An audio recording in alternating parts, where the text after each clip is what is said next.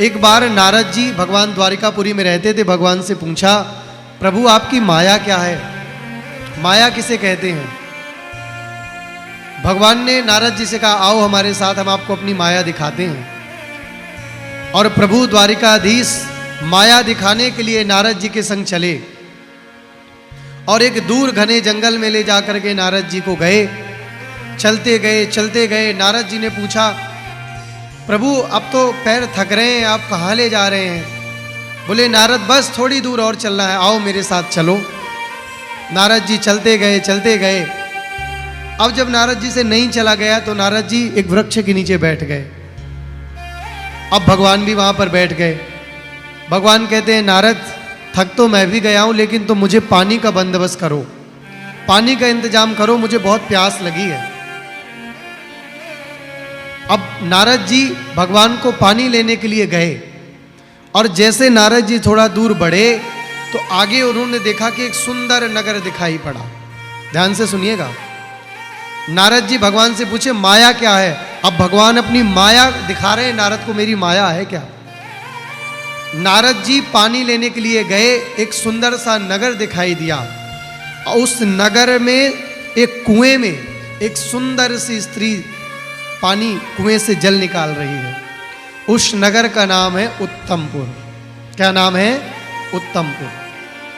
अब नारद जी ने सुंदर जब स्त्री को देखा तो नारद जी का मन उसकी ओर खिंचने लग गया। आए कहाँ है नारद जी? भगवान को जल लेने। प्रश्न क्या किया है? आपकी माया क्या है? अब नारद जी ने जैसे उस कन्या को देखा तो कहते हैं, आप हमें जल पिलाएंगी, बड़ी जोर की प्यास लगी है। राजकन्या कहती है, बिल्कुल नारद जी, आप जल पीजिए।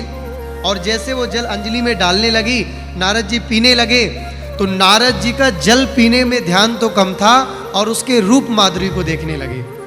और नारद जी उस कन्या को देख करके बड़े मोहित हो गए।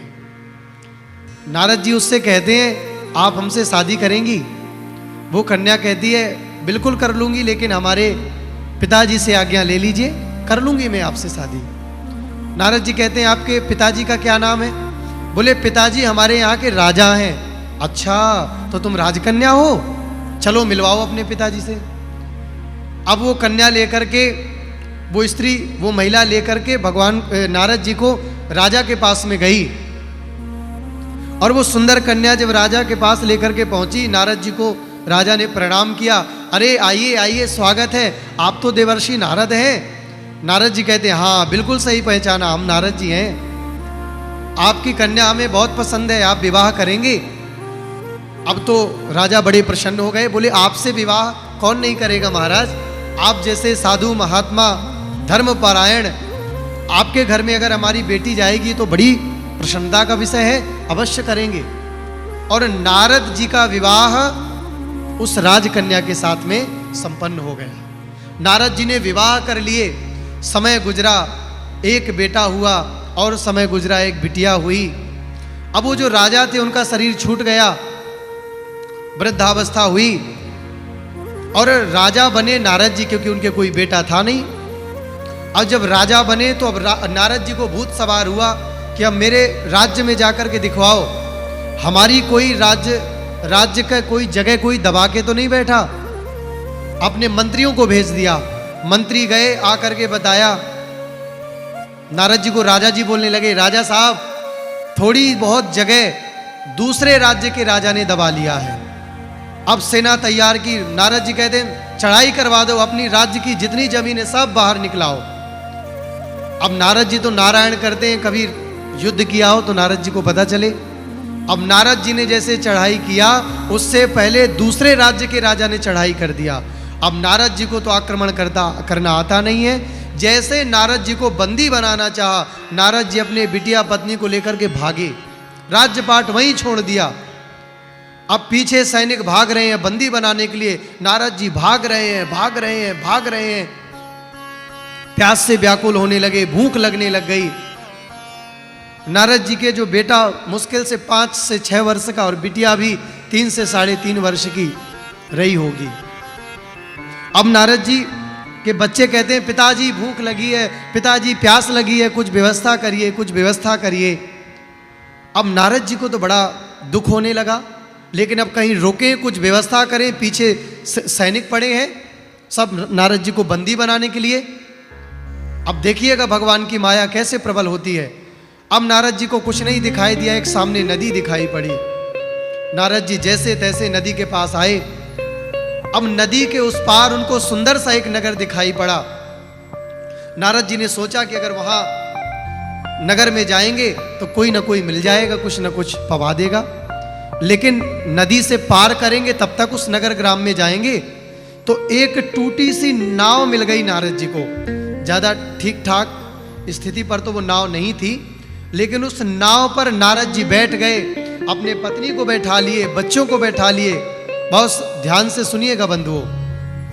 अब जैसे नाव को खेने लगे, नारद जी चलाने लगे, और जैसे वो नाव बीच मझधार पर पहुंची, अब समय की ऐसी परिस्थिति, काल चक्र भगवान का ऐसा थोड़ा चला।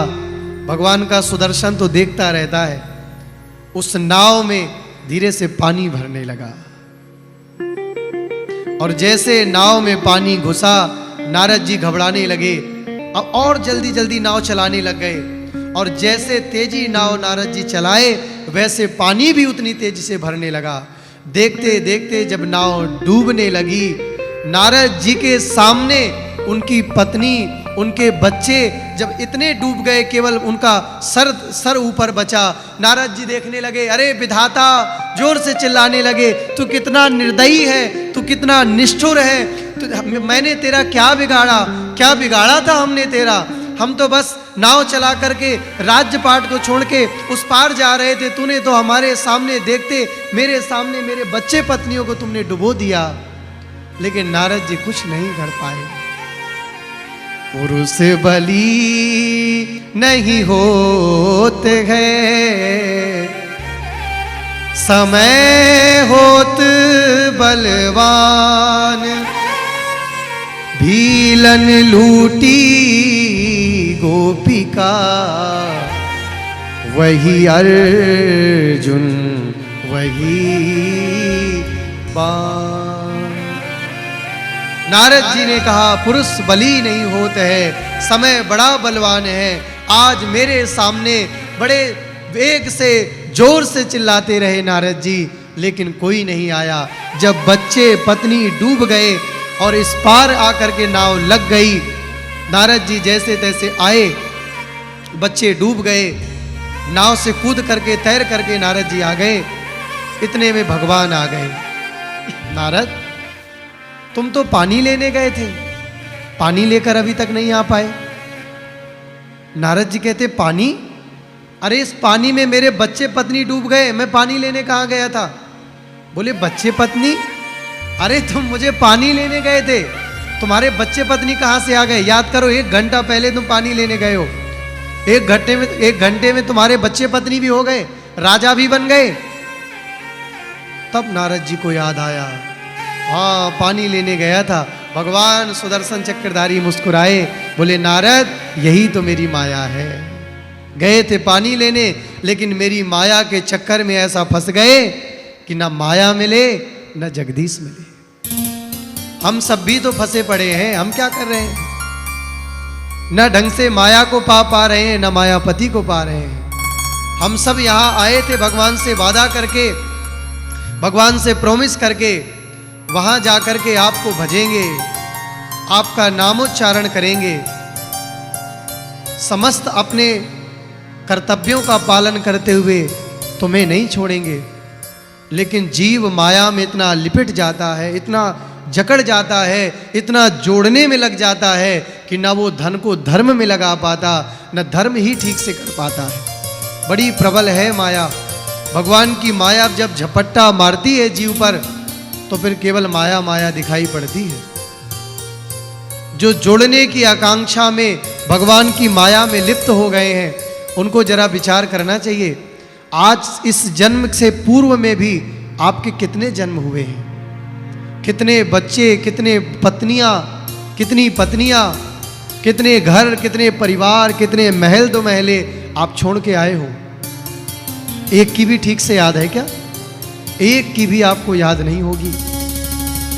इसलिए माया से निकलने का साधन है भगवान नाम, भगवान का संकीर्तन, भगवान की कथा। कपिल भगवान कहते हैं माँ मनः एव मनुष्याणाम कारणम बंध मोक्षयो हो। ये मन ही मनुष्य के बंधन का कारण है और ये मन ही मनुष्य के मोक्ष का कारण है। जब ये मन संसार में रति करता है, बहुत संसार में लगा रहता है, संसार में दुख पाता है, सुख पाता है, क्षणे रुष्टा क्षणे तुष्टा, रुष्टा तुष्टा क्षणे क्षणे। आपके बंधन का कारण आपका पड़ोसी नहीं है, आपके बंधन का कारण आपका जगत का व्यवहार नहीं है, आप ही अपने बंधन के कारण हैं और आप ही अपने मोक्ष के कारण हैं। विचार करिए ना,